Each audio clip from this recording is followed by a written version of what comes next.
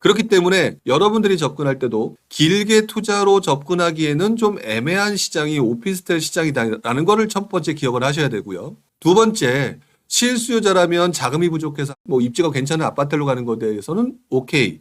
하지만 인정을 하자. 아파트 시장이 움직이게 되는 경우에는 조금은 찬밥 대우를 받을 수 있다라는 점. 자, 그리고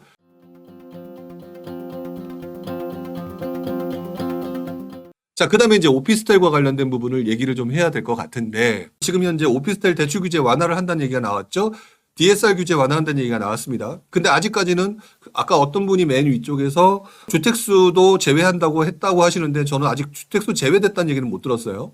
주택수가 제외되든 안 되든, 자, 근데 잘 생각해 보십시오. 여러분 입장에서 투자하려고 지금 그것들을 바라고 있는 상황이지 않습니까? 근데 정부 입장에서 어떻게 생각하셔야 될까요? 정부 입장에서 뭔가가 풍선 효과가 나타나서 움직이게 되면 바로 또다시 규제가 들어갈 수밖에 없다라고 하는 그 기본 패턴이 존재한다라는 부분들을 생각을 해야 된다.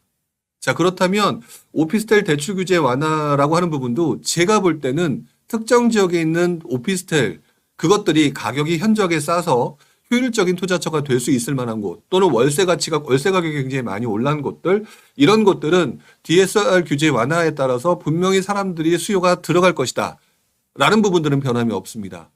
실제로 2009년도 그러니까 요즘 들어서 제가 2009년 얘기를 많이 하는데요. 지금 상황이 2009년과 상당히 비슷하기 때문이라고 저는 생각을 하는데 2009년 하반기 부분에 당시에도 오피스텔 투자 붐이 일었던 적이 있었습니다.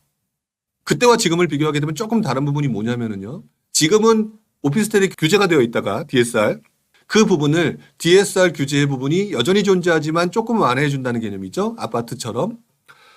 그런데 그때는 DTI 규제라고 하는 부분이 존재하고 있었는데 오피스텔 자체가 DTI 규제에서 완전히 배제되어 있었던 상황이었어요. 그렇다면 투자 환경이 어떤 데가 더 좋냐? 그때가 훨씬 더 좋았습니다. 왜?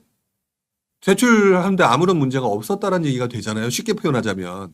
자, 그랬던 상황이었는데 그 시점에 오피스텔 투자들이 갑자기 붐을 일으면서 사람들이 굉장히 많이 들어갔고요. 오피스텔을 싸게 살 수 있는 방법 중에 하나인 경매에도 역시 오피스텔 붐이 일어났던 현상들이 있었습니다. 자, 그런데 오피스텔이 본질 가치라는 게 존재를 하죠. 아파트와 오피스텔을 생각을 해보게 되면 어떤 부분이 발생하게 되느냐?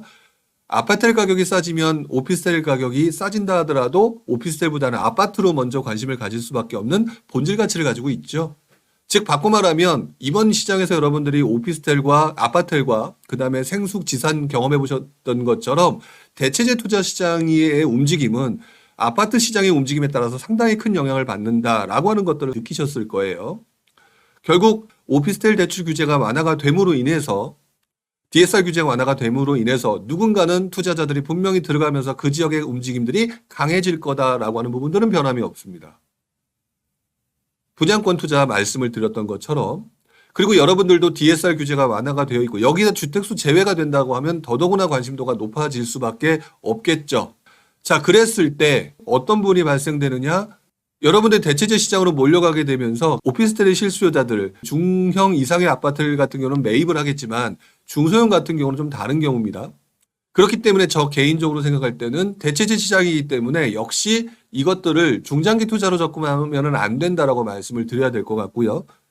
그리고 자금이 부족해서 들어가시는 실수요자라면은 어느 정도 괜찮다. 입지가 좋은 곳이라면 왜 그러냐면은 지금 현재는 아파트과 아파트의 차이가 많이 사라져 버렸기 때문에 그런 투자로 접근하는 것은 상당히 괜찮다라고 보겠지만 결국 아파트 시장이 움직임이 강해졌을 때는 오피스텔은 찬밥의 경우가 나타날 가능성이 높다라고 하는 부분들을 꼭 기억하셔야 된다는 거죠.